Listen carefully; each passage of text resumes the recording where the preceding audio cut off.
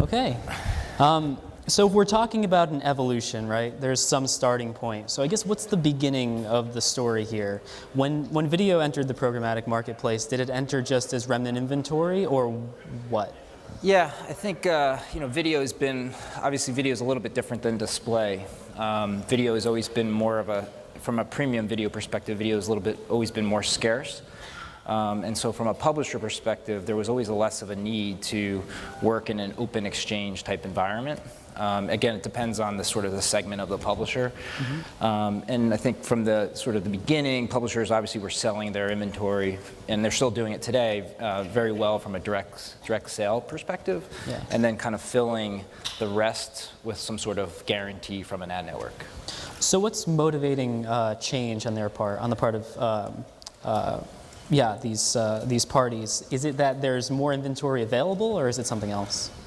I just think publishers are rethinking their strategies around, well, first of all, it's not really about yield anymore, right? It's about, I mean, it's always about yield. It's always about getting the maximum value for all of your inventory, but it's not about finding the best yield out of sort of unsold or remnant. I think publishers are starting to see there's value in sort of programmatic direct and doing private exchanges, and they can command more value for their inventory that way. Versus, I think they're they're kind of rethinking: are we leaving money on the table with some of these guarantee deals? Right. And is the type of data that publishers are able to collect on their audiences changing things at all in terms of video specifically? Yeah, data is an interesting part of it. I think when we talk about programmatic, to me, this is always about automation, efficiency, and data. LiveRail is now part of Facebook. Obviously, Facebook has pretty interesting data. Publishers have always been, I feel like, a little bit hamstrung on the data side. Obviously, the buy side's always had really good, strong data, and they've been buying, and that's obviously why they're using programmatic channels to buy that way. Many publishers don't really know their audiences all that well. Right. So they're, unless they're a registration site like a Wall Street Journal or somehow. So we're trying to help publishers that way, sort of leveraging some of the Facebook data and giving them kind of a level playing field so they really truly understand their audience and can sell based on audience. According to the challenges on those boards, one of the problems or challenges for publishers is getting this premium inventory and selling it through programmatic channels. But at the heart of that, there's sort of the issue of control, right? Publishers want to control who they have these relationships with, who's buying this premium inventory, and slapping, advertising on their, their pages with huge audiences, and everybody's seeing this. So. I guess my question there is there, obviously direct is a huge answer to this question, but is there a programmatic solution? Yeah, I mean, I think the lines are starting to get blurred. And again, it's been an evolution. I think back to when 2007, 2008, I don't know when the DoubleClick Ad Exchange first launched, but I helped close one of the first publisher deals there. And again, the idea of just selling your inventory in an open market and trying to get pennies on the dollar for it, that world has kind of shifted. The lines blurred between sort of what is direct sales and now what is automated or programmatic direct. Again, at the end of the day, it's about everybody in the room probably agrees that automation is a good thing, efficiency is a good thing. And so taking some of the programmatic aspects to direct sales, I think, is a good thing for everybody. And so one of these solutions are these private exchanges, right? So could you talk a little bit about that? Yeah, and again, the evolution there, I think it sort of started with, hey, let's sell some of our inventory to maybe one ad network. And then it was sort of, let's work with a few different ad networks and hire an SSP to help manage that relationship. And then from there it was, all right, private exchanges, and let's potentially work with 2 or 3 select buyers and give them, open up my inventory in a little bit more of a transparent way. Right. And then now it's sort of what we're starting to see is this evolution to more of a one-to-one buying mechanism, but again, in a very controlled way from the publisher. So they're pre-negotiating these deals with the buyers. Everybody knows what they're getting, and it's just happening in a more automated, efficient way. And so financially, what does this mean for publishers? Are they making money off of each piece of inventory, or what? Yeah, I mean, we're starting to see some of our publishers command CPMs at the very minimum with their, or at the baseline of what they're doing with their direct sales, and in some cases, because a buyer is potentially getting a first look at that inventory, they're commanding even higher CPMs. Mm-hmm. And so you're talking about these one-to-one relationships, but how many of these does the typical publisher have? Yeah, I think from a publisher sales strategy perspective, and it's been a long time since I've worked at a publisher, but I've been talking to publishers for a long time. I think the less buyers that they have and they can sell the more inventory to those buyers. And again, even in the TV model with upfronts and the digital model with upfronts, the better. So I think the same holds true here. The more inventory they can sell to a select few buyers at the highest sort of yield, CPM, the better. Right. So one of the things that came up is the first look, right?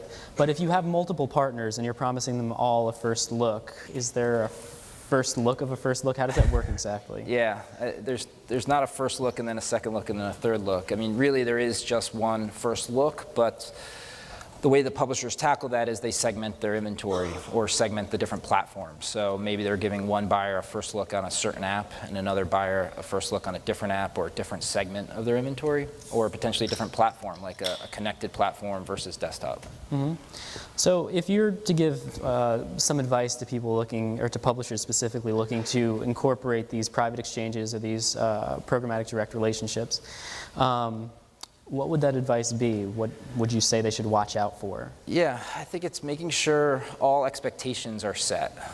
So when you're talking to your ad tech or SSP provider or programmatic partner, making sure you're having like a very clear, honest dialogue with that partner, and also obviously with the buying side. So having an expectation around fill rate, and also going in, kind of going in full steam, right? So if an SDK needs to get implemented, to make sure mobile inventory gets transacted at a better, higher rate, do that. From our perspective, we're here to try to be an extension of the publisher's sales team. We've been investing in private exchanges for a long time.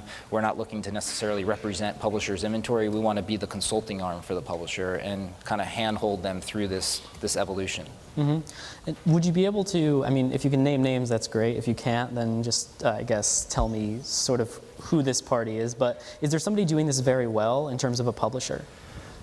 Yeah, I think there's, from sort of this programmatic direct perspective, I can't name names, but it's we're working with a large broadcaster, and they're working with a large CPG advertiser, and it's going off really well.